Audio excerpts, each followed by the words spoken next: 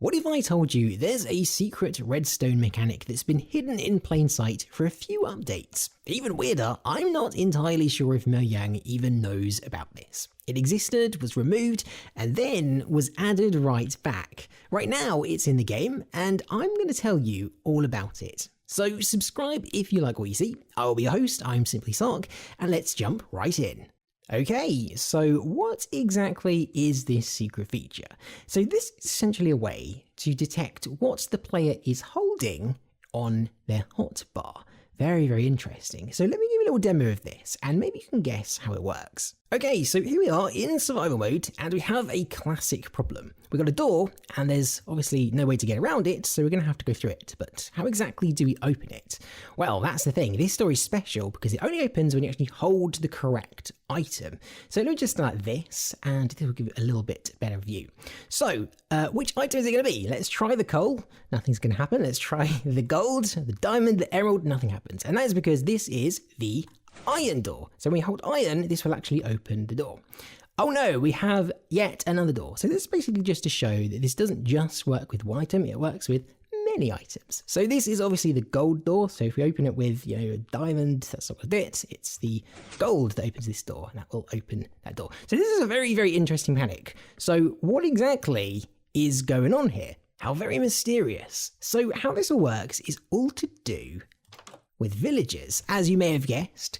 So this is actually really, really simple. So basically, as you've probably noticed in Minecraft, when you hold emeralds near villagers, they do their little held item trade thingy to show what they are selling. And this is essentially the foundation of how this all works. Because for some reason, the act of doing this will actually trigger skulk sensors. So essentially all you got to do is hold an emerald near a villager, and this will set off skulk sensors. But the interesting thing here is this is actually using a special frequency level 4, which is kind of related to things like dogs shaking and ravagers roaring. So if we actually combine this with a little bit more, we can make some really seriously cool stuff. So as we all know, villagers can trade more than just emeralds. They've got a lot of trades. In fact, if you just go look at all their trades, basically you can use any item, right, that they are buying for an item to be like as a held detectory thingamajiggy.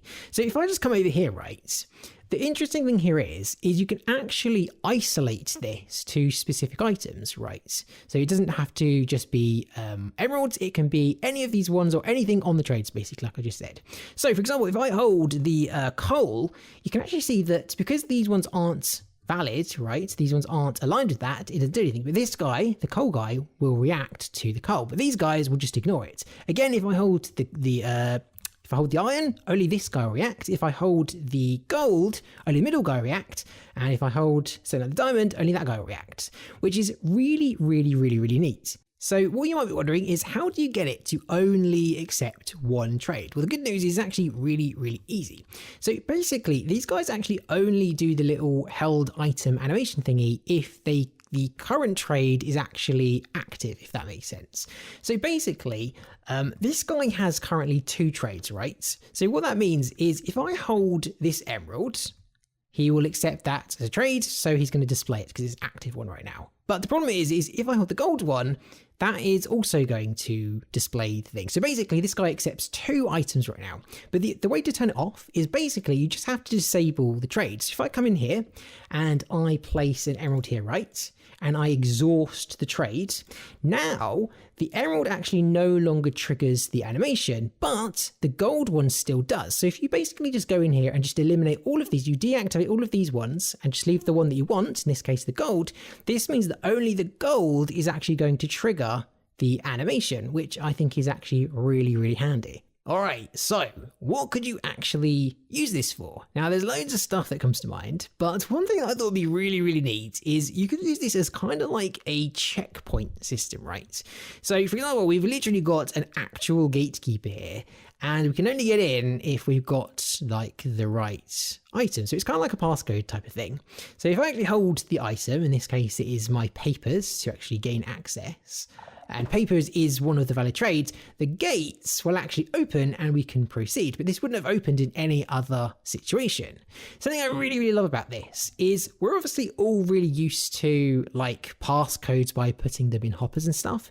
But what I really like about this is it's really, really intuitive, because instead of having to actually take something out of your inventory and put it in something else, you literally just have to hold it. You know, there's nothing really more intuitive than doing something like that. Okay, so all of that is very, very neat. But what if I told you there's actually something even cooler at play here if you really think about it? So essentially, this is actually kind of a way to take control of the player's scroll wheel, right? So let me explain what I mean. So over here, we have a couple more villagers, and I've actually picked farmers for a special reason, and that is because all of their trades, which are food items, have a secondary function. So when you right click on foods, this can actually trigger a different kind of sculk sensor vibration. And if we combine these two ideas together, we can create something kind of amazing. So let me give you a little demo, and I'm sure you'll agree. So if I stand on this honey block over here, turn around, this is what we've got. So basically what's going to happen here is we're going to kind of override the hotbar. So as I scroll over these items, so I'm just scrolling right now, this actually translates into redstone. So as I scroll onto each item, this corresponds to each slot, right? But the really interesting thing here is because all of these actually have right-click functionalities, when I right-click, this can actually trigger something else. So this is actually probably one of the most intuitive things I've seen, like control-y type things in survival. The fact that we can do something like this in survival nowadays is ridiculous, because when you imagine like buttons and stuff, these are all right, but they're a bit clunky. This is really, really clean. And when I imagine stuff like mini games, etc., or just tons of redstone control type things, this just seems kind of ridiculous, to be honest, that we can do this. But here is the problem. I don't know whether this is a bug or a feature, because here's the thing. This has actually existed in the game for quite some time now. I'm going to say maybe around 1.17. And originally this actually appeared when villagers started doing this weird equip sound effect. And that, at the time, triggered sculk sensors in the same way that when players equipped armor. This bug was removed or disappeared for a while, but recently it's actually come back. But this time it's a little bit different, because this time it actually uses the vibration frequency level 4. This is interesting because this is the same one that Wolves Shaking and Ravagers Roaring uses, and it's kind of like a special edge case vibration frequency level, which kind of leads me to believe that this actually is intentional behavior, because this is a bit of like an edge case thing that this does, but they've kind of set it aside to make it do this. At least that's what I'm hoping. Hopefully it is here to stay. Give it a go yourself and see what we can come up with. But anyway, guys, thank you very much for watching. I have been Simply Sock, and I will catch you in the next one.